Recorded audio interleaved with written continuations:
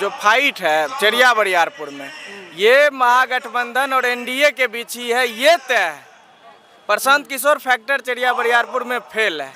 बार की अगर बात करें तो पिछली बार भी इनकी मां चुनाव लड़ी थी, मंजू वर्मा जदयू के उम्मीदवार थे, और लगभग हमको लगता है 40,000 वोट से वो यहाँ से चुनाव हार गई। तो इस बार उनके बेटे को टिकट मिला है, तो क्या कुछ 4 सीट जो है वहाँ पे मतलब जो है कि एनडीए महागठबंधन में जो है दोनों में से जो भी जीतेंगे मार्जिन बड़ा होगा। नमस्कार, मेरा नाम है प्रेम कुमार और इस वक्त मेरी मौजूदगी चरिया बरियारपुर विधानसभा में है। आज आपको बताते चले, आज खुदावंदपुर प्रखंड मैदान में एनडीए का आज जनसभा होना है और एनडीए में लोजपा आर के जो केंद्रीय मंत्री हैं और अध्यक्ष हैं चिराग पासवान का आज कुछ ही समय के बाद यहाँ पे सभा होना है। चरिया बरियारपुर विधानसभा बेगूसराय के 7 विधानसभा में सबसे हॉट सीट बना हुआ है। इसके पीछे कारण यह है आरजेडी जो भूतपूर्व के मुख्यमंत्री के बेटे हैं सुशील कुशवाहा जी मैदान में हैं, और जदयू से एनडीए की तरफ से जदयू से जिनको टिकट मिला है वो पूर्व समाज कल्याण मंत्री मंजू वर्मा के बेटे अभिषेक आनंद उर्फ न्यूटन को मिला है।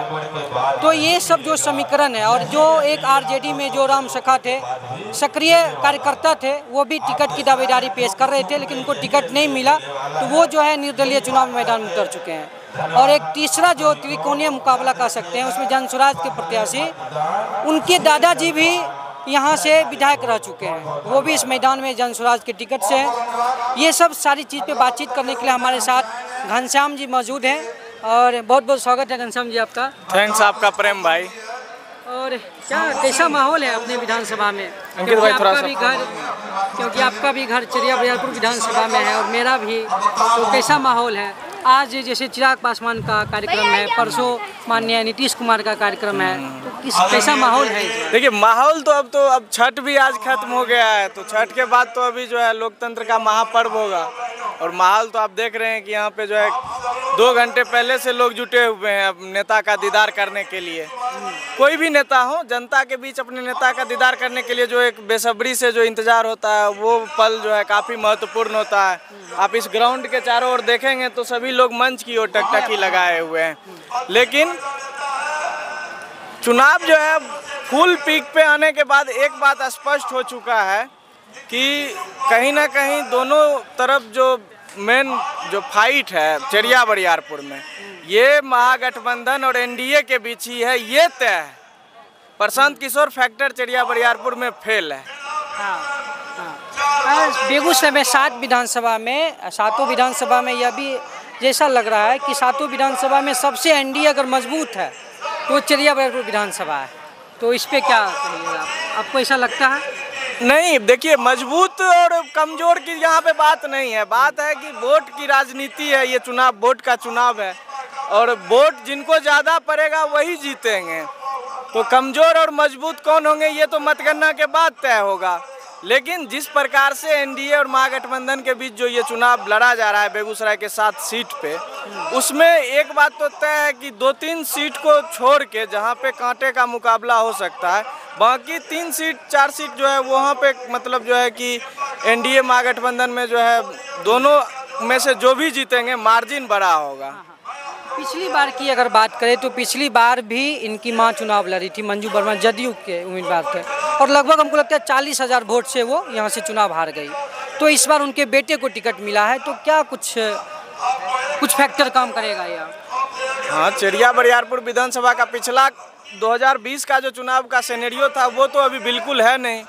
आप देखिए कि जो यहाँ के सिटिंग विधायक थे, राजद की ऐसी कौन सी मजबूरी हुई कि यहाँ के सिटिंग विधायक का टिकट काट दिया, कारण जो भी हो, लेकिन सिटिंग विधायक का टिकट कटा है, यानी कि मतलब पार्टी कहीं ना कहीं वो उस मोड़ पे जाके फैसला ली होगी।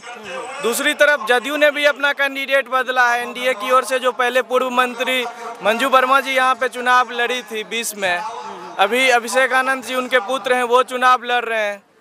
दूसरा जो है महागठबंधन में जो है राजद के तरफ से सुशील कुमार जी हैं, पूर्व मुख्यमंत्री के पुत्र हैं, बहुत बड़े व्यवसायी भी हैं। और झारखंड के मुख्यमंत्री के मतलब जो है कि मित्र भी हैं, करीबी हैं।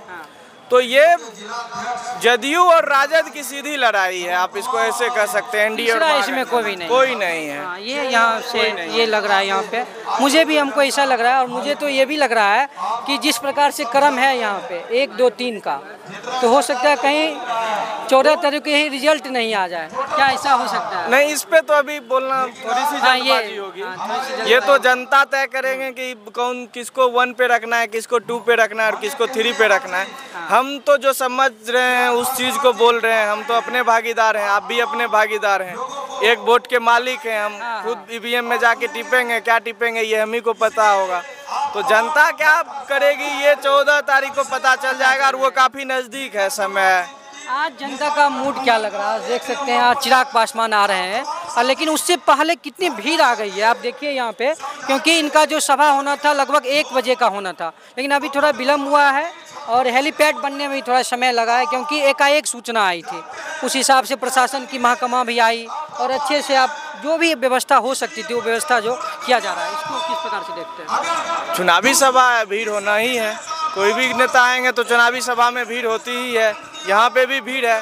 दिक्कत यह है कि थोड़ा सा यहाँ पे जो है लंबा वेटिंग हो गया है लोगों को, लेकिन फिर भी लोग टूट नहीं रहे हैं। इस चीज़ को आप गौर कर रहे होंगे। यहाँ पे वेटिंग थोड़ा सा, अगर आप देखेंगे तो वेटिंग थोड़ा सा लंबा हुआ है, लेकिन है क्या कि यहाँ पे जो है तस्वीर जो है वो देखिएगा तो क्लियरली पता चलेगा कि लोग वेट में व्याकुल नहीं हो रहे के लिए वेट कर रहे हैं। ये चीज़ यहाँ और ये बात 2 घंटे से परे हुए हैं यहाँ पे, थोड़ा पहले आ गए थे, टाइमिंग का थोड़ा इशू हो गया, लेकिन ठीक है अब आए हैं तो कवर करके ही जाना है, वापस तो जा नहीं सकते हैं।